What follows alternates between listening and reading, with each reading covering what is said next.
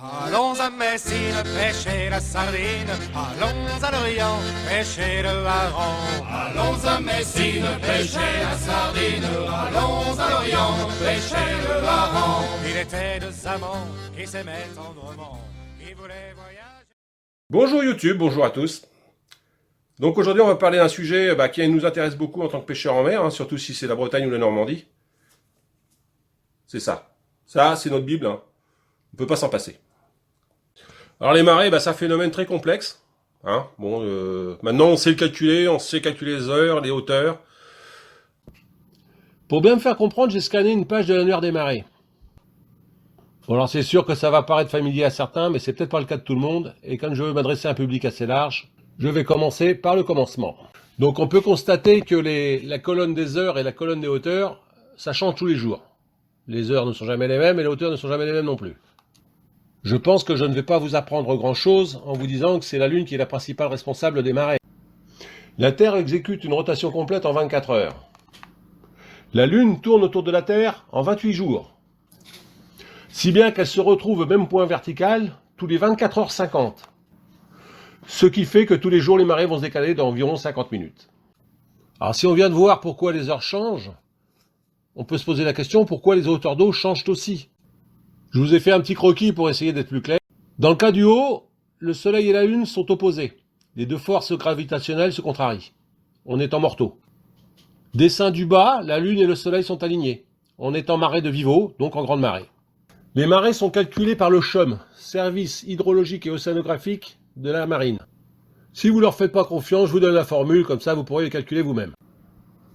Donc comme on l'a vu, les marées sont dues à l'attraction de la Lune sur l'océan et sur la Terre. La force centrifuge, due à la rotation de la Terre, crée exactement le même phénomène à l'opposé de la Lune. Et c'est ce qui explique qu'on a une marée toutes les 12 heures. Ou plus exactement 12h25. On constate aussi que les marées ne sont pas identiques partout, en France et dans le monde d'ailleurs. On va aborder la notion de marnage. Le marnage, c'est quoi? C'est la différence entre la marée haute et la marée basse. Il varie tous les jours, comme on l'a vu, mais il varie aussi dans le lieu. C'est-à-dire qu'en baie du Mont-Saint-Michel et sur Saint-Malo, on a les marées les plus fortes d'Europe. On a un marnage qui peut dépasser les 13 mètres. Quand on arrive vers la pointe de la Bretagne, il n'est plus que de 7 ou 8 mètres. Ces différences sont surtout dues à la profondeur qui longe les côtes et surtout à leur forme, à leur topographie. On voit bien sur cette carte que la côte ouest du Cotentin, les profondeurs sont relativement faibles en bleu.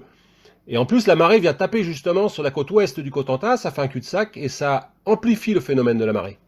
On dit qu'en Méditerranée, il n'y a pas de marée. C'est faux. Il y a des marées. Seulement, elles sont très faibles, de l'ordre de 20 cm dans le golfe du Lion, du côté de Toulon. Un peu plus importantes à certains autres endroits. C'est surtout dû au fait que c'est une mer fermée, mais pas que. C'est aussi une mer très profonde. Quand on parle de marée, on parle souvent de coefficient. Donc le coefficient, une fois de plus, il est calculé par le CHUM. Alors il est calculé pour Brest, mais il sera valable partout en France. C'est-à-dire qu'il sera proportionnel. Et donc on peut l'utiliser n'importe où. Si c'est à Arcachon, si c'est à Dieppe ou si c'est à Lorient, si vous avez un coefficient de 100, vous avez un coefficient de 100 partout. Mais attention de ne pas le confondre avec le marnage, qui lui est différent, partout. Alors tout cela reste très théorique. Les hauteurs d'eau données dans l'annuaire sont calculées pour une pression de 1013 hectopascales, qui est une pression moyenne, une pression atmosphérique moyenne. L'atmosphère pèse sur l'océan. Si on a un anticyclone avec une pression élevée, 1020, 1025, la mer va monter moins haut, mais par contre elle risque de descendre plus bas, parce qu'il y a du poids dessus. Inversement, si on a une dépression, souvent accompagnée d'une tempête, là, la mer peut monter beaucoup plus haut que prévu. C'est ce qui s'est passé à la Fos-sur-Mer en Vendée, avec les conséquences dramatiques qu'on connaît. On donne comme valeur à peu près 10 hectopascales égale 10 cm, en plus ou en moins. On peut se demander où part toute cette eau à marée basse. En fait, on peut comprendre la marée comme une grosse vague. C'est une onde qui fait le tour de la Terre, donc si elle est haute chez vous, elle est forcément basse ailleurs. Entre la marée haute et la marée basse, il va s'écouler un peu plus de 6 heures. Mais la marée ne va pas monter tout le temps à la même vitesse. Forcément, quand elle démarre, elle est lente.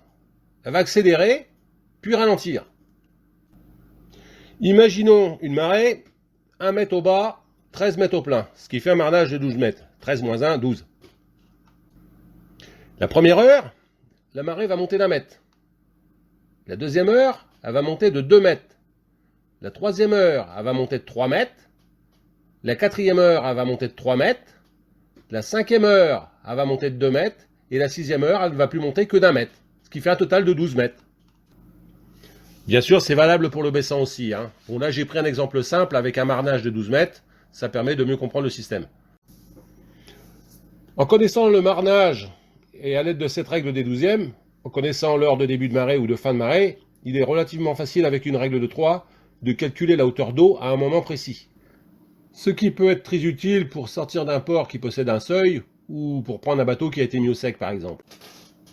Alors il existe une application pour smartphone qui est très utile pour ça. C'est Navionics. Vous voyez, là je vous mets un exemple. En déplaçant un curseur sur une courbe, on a la hauteur d'eau en même temps qu'on a l'heure.